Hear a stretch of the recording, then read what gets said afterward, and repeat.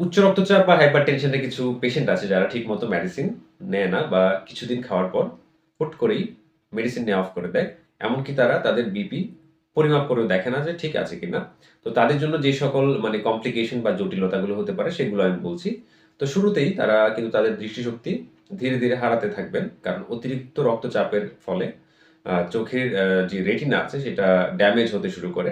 শুধু তাই নয়, অ্যাকিউট নেফ্রাইটিস দেখা দিতে পারে। কিডনির ভিতরে যেই আপনার জালিকাগুলো আছে সেগুলো ধীরে, ধীরে নষ্ট হতে থাকে। পাশাপাশি দেখা যায় আপনার হ্যামোরেজিক স্ট্রোকের ঝুঁকি থাকে। মানে মস্তিষ্কের রক্তক্ষরণ হওয়ার চান্স থাকে। কারণ রক্তের চাপটা খুব বেশি থাকে।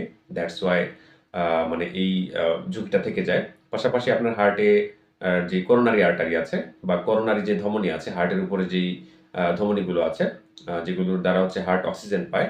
তো সেই ধমনীগুলো আস্তে, আস্তে ব্লক হয়ে যেতে পারে। আর এই কারণে দেখা যায় আপনার হার্ট অ্যাটাক হতে পারে।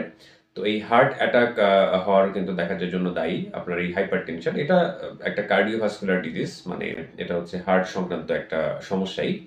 তো রক্তচাপ অবশ্যই নিয়ন্ত্রণে রাখতে হবে। নিয়মিত মেডিসিন নিতে হবে। পাশাপাশি ক্রিয়েটিনিন, দেন কোলেস্টেরলের লেভেল এগুলো আপনারা আ ৩ মাস অন্তর, অন্তর পরীক্ষা করে দেখতে হবে ঠিক আছে কিনা।